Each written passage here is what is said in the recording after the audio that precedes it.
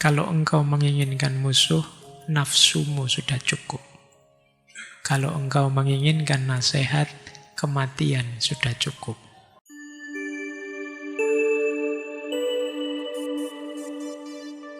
Assalamualaikum warahmatullahi wabarakatuh. Bismillah, mari kita lanjutkan ngaji kita.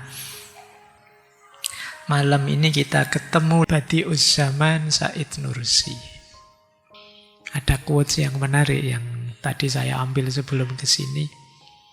Beliau menasehati kita, jadilah seperti pohon, memberi naungan mereka yang membutuhkan, menghasilkan buah bagi mereka yang mencarinya, dan tetap bertahan meskipun badai datang. Ini rumusnya orang hidup manfaat. Ini sebenarnya mengingatkan kita, tasawuf tadi itu kan perjalanan spiritual untuk membuat kita dekat dengan Allah. Tapi mari kita sadari, kedekatan kita dengan Allah itu belum tahapan final. Tahapan finalnya adalah kemanfaatan kita pada sesama. Sebagaimana Rasulullah, beliau mendekat pada Allah bahkan sampai Mi'raj, yang di sana bertemu langsung dengan Allah min wara'il hijab. Ini mungkin kalau yang dalam bahasa para sufi ya, wahdatus syuhud lah, apa kesatuan dan lain sebagainya kan sudah berhadapan-hadapan. Tapi terus Rasulullah kan kembali lagi ke bumi, berdakwah lagi, mengajak lagi pada kebaikan, mendampingi, mendidik umatnya. Jadi perjalanan terakhirnya bukan perjalanan yang berakhir di dekat dengan Allah, tapi pada kemanfaatan pada sesama. Ini yang kadang-kadang sering dilupakan para penempuh jalan batin. Dianggapnya ketentraman batin, ketenangan batin, kedekatan dengan Tuhan itu tahap final. Padahal masih belum. Apa gunanya kita berkualitas tinggi kalau tidak bermanfaat pada sesama orang-orang sekeliling kita? Karena amanat Allah untuk kita itu tidak hanya sebagai hambanya, kita juga khalifahnya. Kita diberi amanat untuk memakmurkan bumi, mengelola bumi ini sebaik yang kita mampu. Yang dilakukan para sufi dengan mendekat sedekat mungkin pada Allah, ya memang itu amanat ubudiyah, kehambaan. Tidak salah, sudah benar. Tapi tidak boleh berhenti di situ. Harus lanjut ke amanat kekhalifahan. Maka jadilah seperti pohon yang memberikan mereka naungan yang membutuhkan, hasilkan buah bagi yang mencarinya dan tetap bertahan meskipun badai datang. Ini juga menarik. Sumbernya kekacauan sosial. Asal mula semua revolusi dan korupsi dan dorongan serta sumber semua moralitas rendah hanya 2 kalimat. Kalimat pertama, selama aku kenyang, apa urusanku jika orang lain mati kelaparan? Kalimat kedua, kalian menderitalah kesusahan agar aku dapat hidup enak. Kalian bekerjalah agar aku dapat makan. Kalau ini lawannya tadi ya, kalau tadi kepedulian pada sesama, kalau ini egoisme, tidak peduli sesama. Asal aku dekat dengan Allah, urusan apa dengan kamu yang masih sesat, masih rusak, bukan urusanku. Nah ini ketidakpedulian. Atau yang kedua, kamu yang kerja, aku yang enak. Kamu yang capek, aku yang dapat enaknya. Ini juga bentuk egoisme.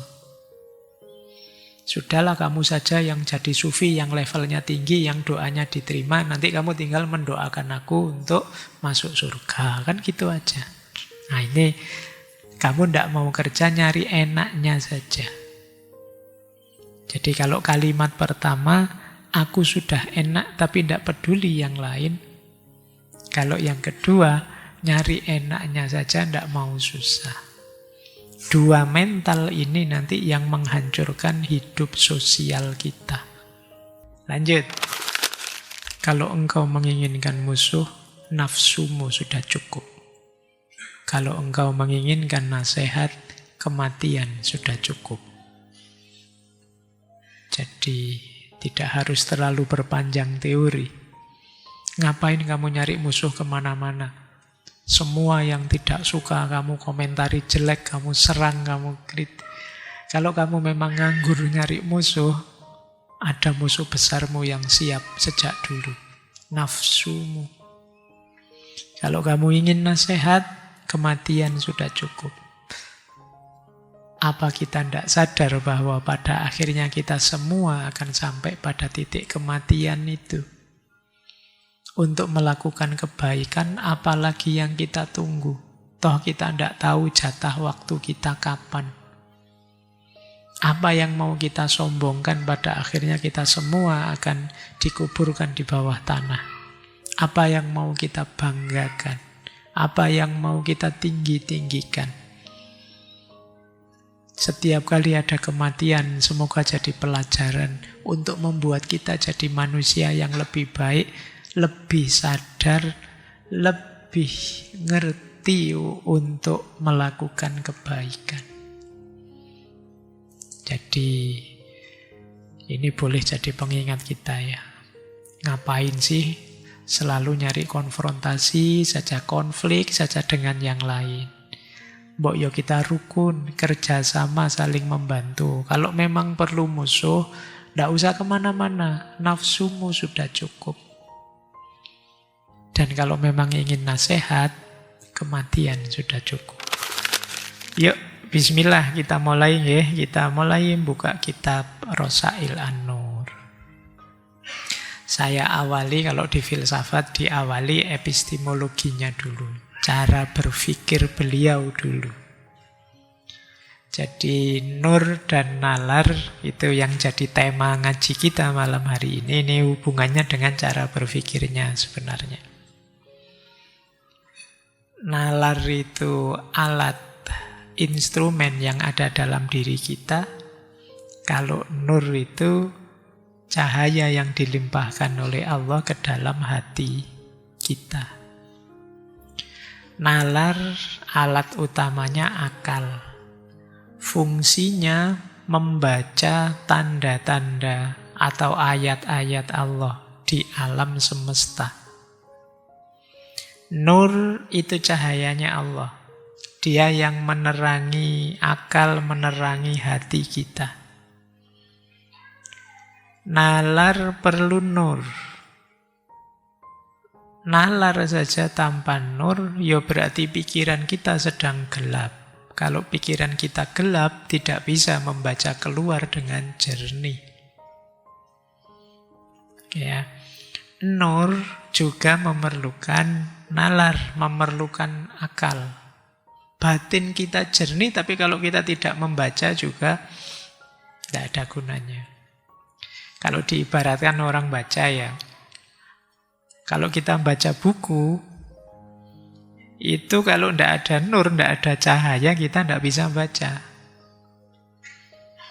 Ada cahayanya, sehingga bukunya kelihatan, tapi kita tidak mengoperasikan pikiran kita untuk baca, ayo tidak jadi membaca. Jadi dua-duanya penting. Jernihnya hati dan tajamnya pikiran, itu dua alat yang harus ada saat kita membaca. Itulah kombinasi antara nur dan nalar. Jernihnya hati itu penting untuk kita membaca secara jelas. Tajamnya nalar itu penting untuk kita membaca dengan tepat. Tanpa ada nur, ya mana bisa kita membaca dengan tepat. Tanpa ada nalar, mana bisa kita membunyikan bacaan. Jadi nur dan nalar itu dua aspek. Nalar bisa mengantarkan pada keimanan. Tapi iman yang sejati memerlukan nur. Banyak orang nalarnya jalan. Paham ini benar, ini salah. Tapi dia tahu ini benar, banyak orang yang tidak mengambil yang benar itu. Enggan menyadarinya, enggan mengambilnya. Kenapa? Belum memperoleh nur. Kita sering menyebutnya belum dapat hidayah. Jadi petunjuk dari Tuhan. Petunjuk dari Tuhan itu bentuknya cahaya. Kita paham sih kalau itu baik, tapi kok saya tidak tergerak ke situ ya. Kayak tadi di awal saya bilang saja'ah tadi loh. Tahu itu harus dijalankan, tapi kok saya tidak jalan. Kemungkinan belum dapat nur. Belum dapat tuntunan langsung cahaya dari Allah. Maka nur dan nalar ini kombinasi. Itulah kenapa nanti beliau mengkonsep tasawuf itu ya mengkombinasikan dua ini, tidak boleh salah satu. Banyak sufi yang hanya fokus pada nurnya saja. Sementara banyak ilmuwan fokus pada nalar saja. Padahal dua-duanya penting, ya nur ya nalar. Kadang-kadang ada orang pinter sekali, tapi tidak mencerahkan. Kerjaannya bikin masalah, terus bikin ruwet terus. Kalau dia ngomong terus muncul problem nasional misalnya. Begitu dia mengucapkan sesuatu, galau se-Indonesia, bingung se-Indonesia. Ini pinter orang ini, pikiran-pikirannya luar biasa, tapi tidak mencerahkan. Mungkin kalau pakai formula ini ya, nalarnya canggih, tapi nurnya kurang. Kebalikannya juga begitu, ada orang fokus kebaikan saja, fokus kecerahan saja, tapi nalarnya tidak jalan. Akhirnya nanti muncul seperti tulisannya Imam Ghazali, orang-orang yang tertipu. Jadi, kenapa? Karena dia tidak membaca, bacaannya tidak tepat. Ini nanti diantara yang dikritik oleh Syekh Nursium. Banyak antara lain konsep-konsep tasawuf yang menyesatkan. Secara nur luar biasa, tapi tidak masuk akal, tidak nyambung dengan syariat, kemanfaatannya malah membingungkan dan lain sebagainya. Itulah pentingnya kombinasi nur dan nalar. Kita lanjutkan. Apa bahayanya kalau nalar tanpa nur? Pikiran saja tanpa cahaya. Secara umum efeknya dua, skeptisisme dan materialisme. Jadi menurut Syekh Nursi, kalau akal berjalan tanpa nur, dia bisa yang pertama terjatuh pada skeptisisme total, syak total, biasanya terus jadi agnostik. Jadi, kita bingung sendiri, bulat sendiri. Ragu-ragu yang tidak ada akhirnya. Ini karena mengandalkan nalar saja, padahal nalar kita itu terbatas. Meskipun sudah dibatasi oleh René Descartes dulu ya. Paling tidak ada satu hal yang tidak meragukan, yaitu saya yang sedang bingung. Kan begitu. Segalanya saya ragukan. Tapi segala sesuatu memang meragukan, tapi setidaknya ada satu yang pasti, kan saya yang sedang ragu-ragu. Saya yang sedang ragu-ragu ini loh yang pasti. Nah, ragu-ragu itu kan sedang berpikir, berarti kan mana benar, mana salah. Dari situ terus kan dia bilang, berarti aku ini memang ada. Buktinya apa? Ada yang berpikir. Jadi Apa benar kamu berpikir? Lo tadi kan meragu-ragukan sesuatu. Jadi berarti adaku itu pasti sudah tidak bisa diragukan lagi. Buktinya, ada buktinya yang berpikir tadi. Nah, cuma seperti Imam Ghazali fase awal itu, isinya apa saja diskeptiskan. Ya memang bertanya, meragukan itu awalnya pengetahuan. Tapi kalau skeptis ekstrim, segalanya dipertanyakan, jatuhnya seperti yang menggelisahkan kalian hari ini. Sering overthinking, bingung karepe dhewe. Mikir-mikir sendiri, bingung-bingung sendiri, stres-stres sendiri, semua orang diamuk. Kan banyak yang begitu. Nggak ada yang mancing ke sana, dia mikir-mikir dewe, terus bingung-bingung dewe. Kok begini ya, rasanya salah terus. Dia stres karepe dewe. Nah itu ketika terlalu mengandalkan nalar, lupa dengan nur. Itu efek pertama. Efek kedua, terjebak dengan penjelasan yang materialistik tentang segala sesuatu termasuk alam. Kenapa begitu? Yo, akal kita, nalar kita itu kuasanya memang untuk hal-hal yang bisa terjangkau saja. Untuk hal-hal yang gaib, yang di luar jangkauan, bisanya kan kita hanya percaya, beriman. Nalar kita terbatas. Yang ketiga, kadang-kadang sampai ekstrim. Nanti di beberapa uraian Risalah An-Nur itu banyak yang berhenti di materi, berhenti di sains. Menganggap Allah, agama itu tidak masuk akal semua. Yang benar itu ya sains, yang ilmiah-ilmiah. Terus segalanya disainkan. Nah itu yang oleh dulu kita pernah membahas ahli filsafat ilmu Paul Feyerabend itu kan, di antara kelemahannya manusia modern itu mempertuhankan sains.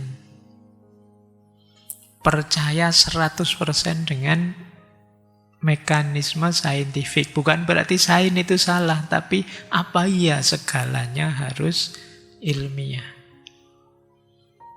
Ilmiah itu kan mengelola sesuatu dengan perangkat-perangkat metode ilmiah. Apa harus semuanya begitu? Kalau harus semuanya begitu, ya nanti memang hal-hal yang di luar akses panca indera tidak bisa kita temukan. Makanya di aliran filsafat ilmu barat dulu pernah kita bahas juga kelihatannya, yang bilang bahwa metafisika itu meaningless. Meaningless itu tidak ada gunanya, isinya hanya spekulasi-spekulasi saja, tidak bisa dibuktikan secara ilmiah. Nah, ini kalau menurut Syekh Said Nursi, ketika nalar berjalan tanpa nur, kita bisa terjebak ke sana. Sebaliknya juga begitu. Kalau nur berjalan tanpa nalar, bahayanya apa? Dogmatisme, karena akalnya tidak dioperasikan. Bisa saja terus ditipu orang, bisa saja sesat. Itu masih mending, kadang-kadang menyesatkan orang. Kalau sesat sendirian tidak masalah urusanmu ya. Yang susah itu menyesatkan orang. Kalau sekarang kan gampang menyesatkan orang itu kan, tinggal kamu posting saja kan nanti rame-rame sendiri orang-orang. Ya kalau kamu bingung sendiri tidak masalah. Sekarang bingung ngajak teman se-Indonesia lagi misalnya. Nah ini kalau bahasanya Syekh Nursi ya, nur yang tanpa nalar itu kadang-kadang ke sana. Ini beliau contohkan dalam praktek tasawuf. Misalnya muncul orang yang ngomongnya ngaco, satohat, kalau dalam tasawuf ya. Klaim-klaim spiritual yang tidak masuk akal. Tidak masuk akal pun kita terima dengan alasan, wow itu memang begitu kuasanya Allah. Nah, ini nalarnya tidak jalan. Kadang-kadang rentan manipulatif, kita ditipu orang, kita disesatkan orang, karena kita tidak menjalankan akal. Terus taklid yang buta. Sebenarnya dalam hidup kita itu ya banyak hal yang kita percaya saja sih taklid. Kalau kita sakit ya kita percaya ke dokter. Kalau kita urusan komputer, kita tidak ngerti komputer, ya kita percaya tukang servis komputer. Itu kan kita taklid saja, wong tidak ngerti. Tapi ada orang yang taklidnya buta. Taklid buta itu tidak tahu apa dan siapa yang aku takliti. Kalau saya tidak ngerti fikih, kemudian ikut patuh pada ulama fikih, ini masuk akal. Tapi kadang-kadang orang yang nalarnya tidak dipakai, itu urusan fikih nanti taklidnya sama sopo gitu, dokter apa sama pedagang, bisnismen atau sama apa gitu. Ini taklid buta namanya. Dan tidak tahu yang ditakliti itu apa. Nah, ini terjadi ketika nalar tidak dipakai. Orang baik yang tidak mau mikir. Ya efeknya dimanipulasi, banyak ditipu. Termasuk kalau dalam tasawuf kadang-kadang dengan khurafat-khurafat, pengalaman-pengalaman mistik yang sesat, dan lain sebagainya. Kan banyak itu cerita-cerita orang merasa dapat wahyu dari Allah, dapat ilham, terus mendirikan kelompok ini, kelompok itu. Merasa dirinya jadi nabi, bahkan ada yang merasa dirinya jadi malaikat Jibril, bahkan ada yang kan ngeri kalau kayak gitu. Maka nur harus dapat imbangan nalar. Nalar tidak boleh liar, dia juga harus terkendali oleh nur. Maka yang ideal menurut Syekh Nursi, pastikan 3 daya ini hidup dalam diri kita. Yang pertama akal, yang kedua ilmu, dan yang ketiga hati. Hati itu untuk menampung nur tadi dari Tuhan ya. Akal untuk menyelidiki, akal untuk bertanya, mencari kebenaran, menemukan mana baik, mana buruk, akal. Yang kedua ilmu. Ilmu untuk menguatkan, itu pentingnya kita belajar. Sehingga ngerti konsepnya, ngerti dasarnya, ngerti teorinya. Kemudian nur. Nur ini untuk memandu, mengorientasikan. Jangan sampai sudah dapat ilmu dipakai yang negatif. Jangan sampai hal yang baik kita jalankan dengan buruk. Kita peroleh dengan buruk. Ini yang memandu nuntun nur. Akal mencari, tapi mencari juga harus beradab, harus berakhlak. Tidak boleh menyakiti orang, tidak boleh menyusahkan orang. Ini yang bisa mandu, ini nur. Jadi akal, ilmu, dan nur. Makanya kalau di UIN Jogja itu terkenal sekali ada triadik. Ini dulu rumusannya Prof. Amin Abdullah. Hadaratul nas, hadaratul ilm, hadaratul falsafah. Jadi bagaimana dalam diri seorang ilmuwan itu 3 komponen ini hidup. Komitmen pada agama, komitmen pada ilmu, dan komitmen pada falsafah. Falsafah itu berhubungan dengan kritisisme, berhubungan dengan realitas, berhubungan dengan nilai, dan lain sebagainya. Jadi itu gunanya filsafat di situ. Ilmu saja tanpa ada filsafat, maka fungsi kritis dan fungsi pengembangannya macet. Kalau berhenti di ilmu, berhenti di teori. Sementara teori itu dirumuskan berdasarkan ruang dan waktu tertentu pada fenomena tertentu yang bisa saja ketika realitas berubah perlu ada perubahan baru. Yang bisa mengkritisi siapa? Filsafat. Itu bedanya nanti sosiologi dan filsafat sosial misalnya. Kayak zaman dulu waktu saya sekolah itu ada pelajaran bedanya masyarakat desa dan masyarakat kota. Itu sosiologi zaman dulu. Kalau masyarakat desa itu cenderung rukun, gotong royong. Pertimbangannya pengabdian bukan ekonomi. Kalau orang kota itu individualis, tidak bisa kerjasama. Inginnya nyaman sendiri, egois dan lain sebagainya. Itu teori zaman dulu begitu. Itu kalau kita pegangi ini, ya tidak berubah-berubah begitu. Padahal kan zaman sekarang mungkin tidak begitu lagi.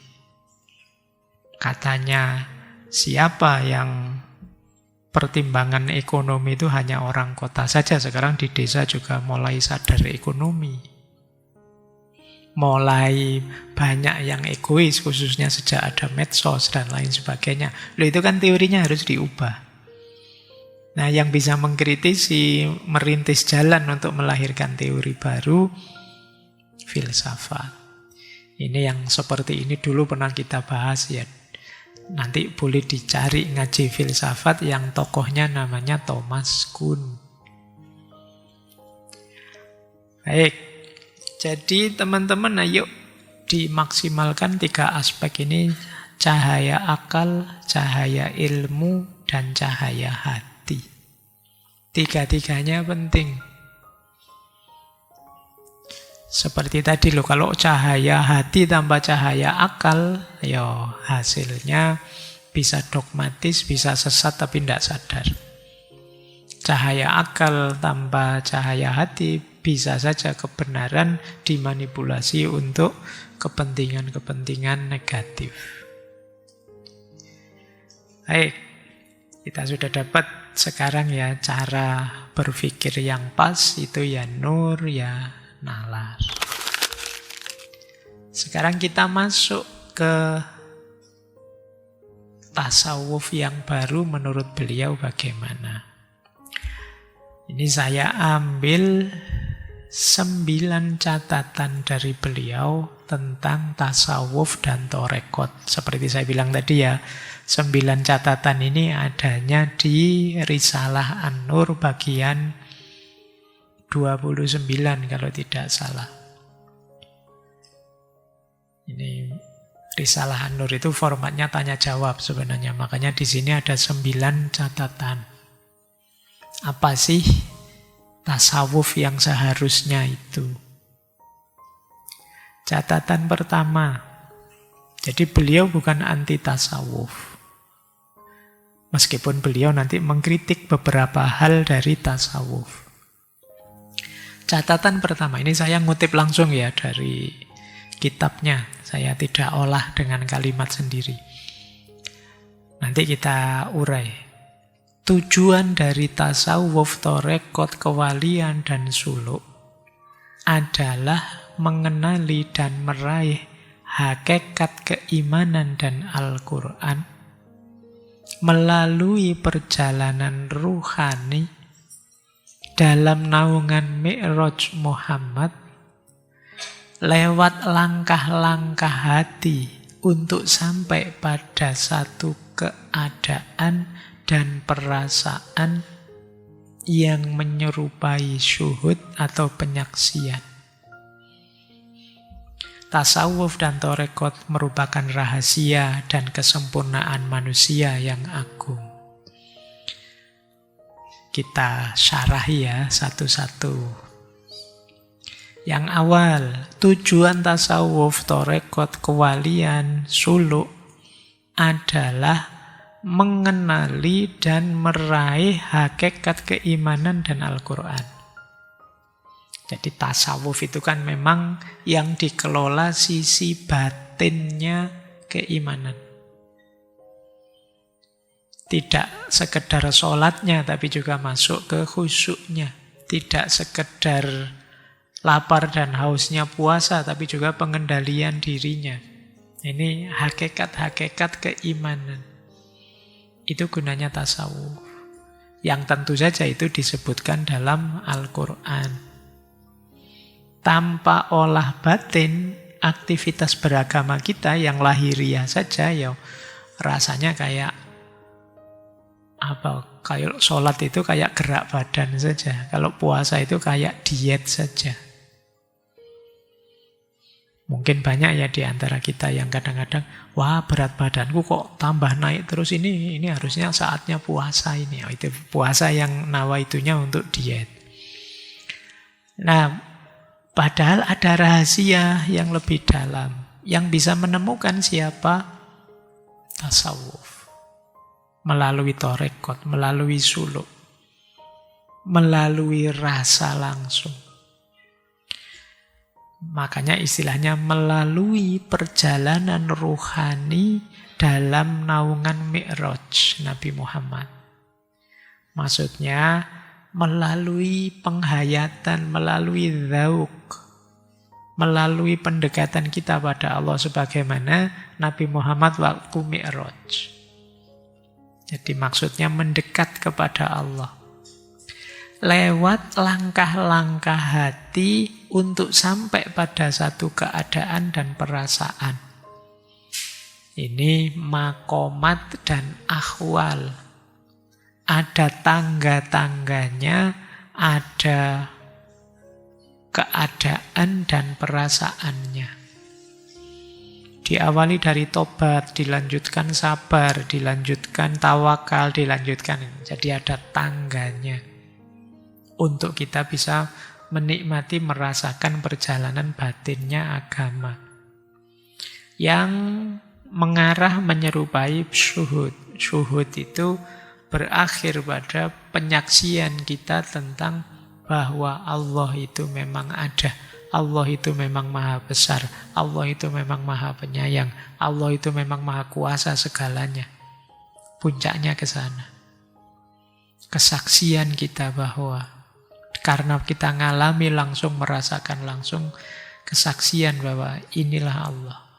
Hadirnya Allah dalam hidup kita. Itulah hakikatnya tasawuf. Dimensi batinnya agama, hakikatnya keimanan yang kita temukan melalui perjalanan rohani dengan makomat dan ahwalnya sendiri yang berakhir pada kesaksian tentang benarnya Allah. Ini catatan pertama. Catatan kedua. Kunci dan sarana perjalanan suluk hati dan pergerakan spiritual tidak lain adalah zikrullah dan tafakkur. Ini, jadi ternyata menurut beliau pokoknya tasawuf itu zikrullah dan tafakkur. Kebaikan dan keutamaan keduanya tidak terhingga. Terus beliau menjelaskan, kalau kita kesampingkan manfaat ukhrawi dari zikir dan tafakkur, serta buah dari keduanya dalam mengantarkan manusia menuju kesempurnaan, lalu kita memfokuskan perhatian pada salah satu manfaat dari sekian banyak manfaat keduanya yang bisa diraih manusia di kehidupan dunia ini, maka kita akan melihat bahwa semua manusia pasti mencari pelipur lara dan kesenangan yang dapat menghibur hati dan meringankan beban hidupnya walau sedikit. Sarana pelipur lara yang hakiki dan kesenangan yang paling tepat bagi mereka ialah dengan menyibukkan hati untuk terus berzikir dan bertafakkur. Ini beliau maksudnya begini. Pokoknya tasawuf itu zikrullah dan tafakkur. Zikrullah dan tafakkur ini luar biasa, keutamaannya banyak. Bahkan seandainya tanpa harus kita tengok bagaimana zikir dan tafakur itu bermanfaat nanti di akhirat. Di dunia saat ini saja, manfaatnya zikir dan tafakur itu luar biasa. Dia bisa jadi sumbernya ketenangan, dia bisa jadi obat pelipur lara. Jadi betapa luar biasanya zikir dan tafakur ini. Ini beliau ingin menegaskan kalau zikir itu kan kalau dalam Al-Quran itu ala bi dzikrillahi tatmainnul qulub. Hati bisa tenang. Seperti hari ini kan kita banyak mengalami macam-macam kegalauan. Saya tidak tahu apa teman-teman mempraktekkan itu ketika sedang gelisah, kita mencari ketenangan, apakah kita terus larinya ke zikir? Padahal Al-Quran jelas mengisyaratkan ala bidzikrillahi tatmainnul qulub. Teman-teman mungkin nyari hiburannya sudah tidak zaman lagi ya. Mungkin sekarang nyari hiburannya biar tenang itu ya saya biasanya nyekrol TikTok Pak, YouTube Pak. Mungkin sekarang begitu. Padahal kadang-kadang teman-teman buka medsos itu tambah sumpek hasilnya. Apalagi terus baca komentarnya orang-orang yang tidak karu-karuan itu. Wah, tambah stres. Al-Quran ngasih petunjuk zikir. Terus tafakur.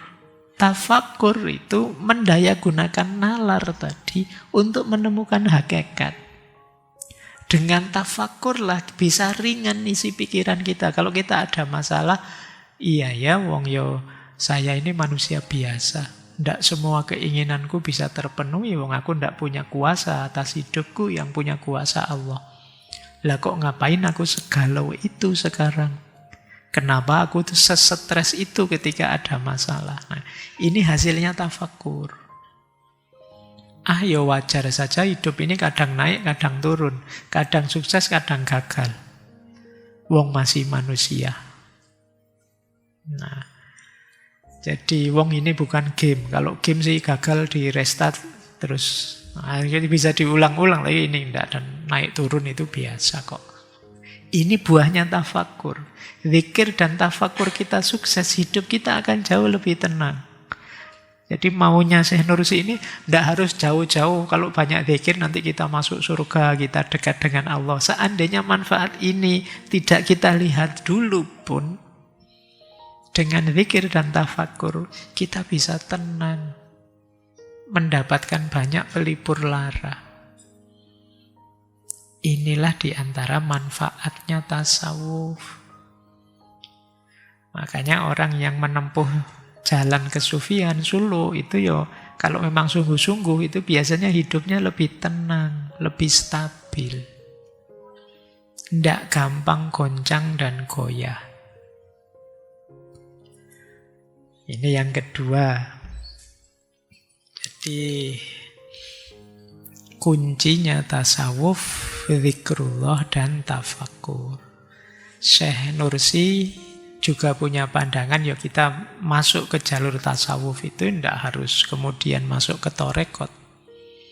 Silahkan saja kalau merasa perlu bertorekot, kalau tidak ya monggo.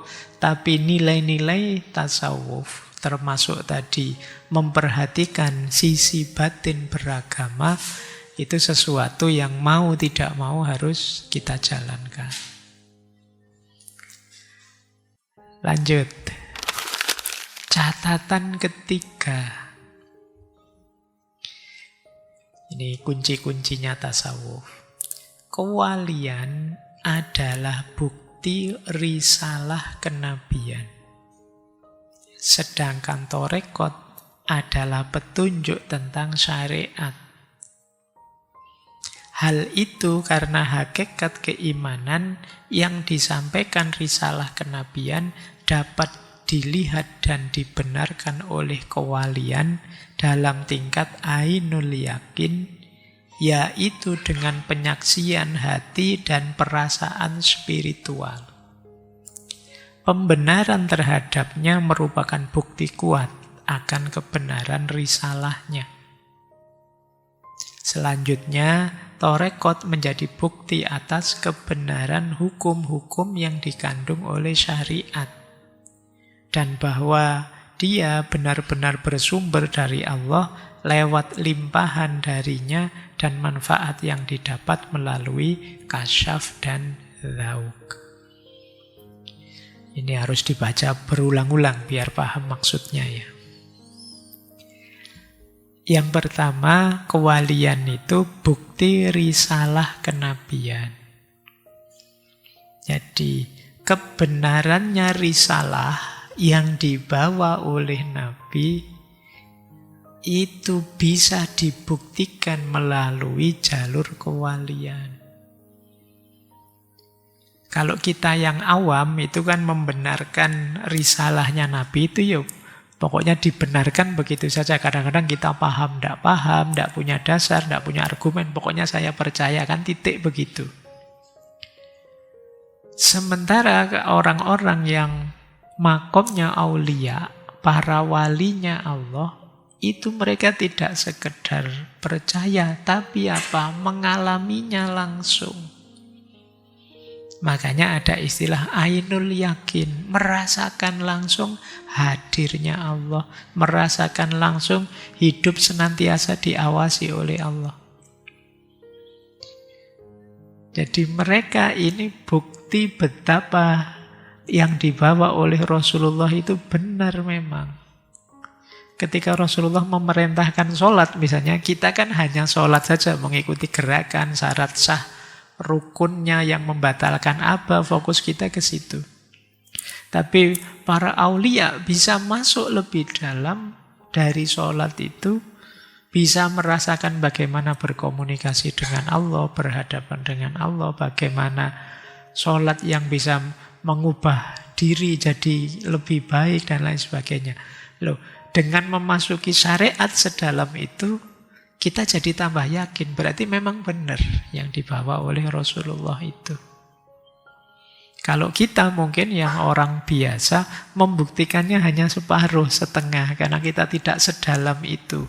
Kita mungkin ada di level ilmu yakin. Tapi kalau para wali, levelnya ainul yakin. Mereka ngalami langsung.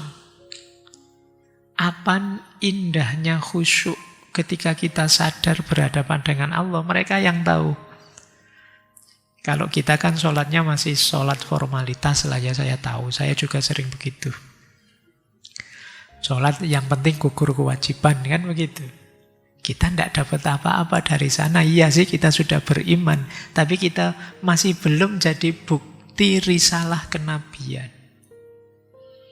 Kita masih tidak berani disebut, ini loh contoh muslim yang baik, wah saya masih harus di-upgrade lagi Pak, kamu kan tidak berani.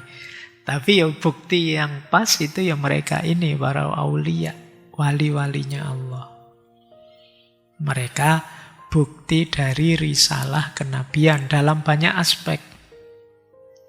Seperti minggu lalu misalnya, para wali itu takholak bi ahlakillah.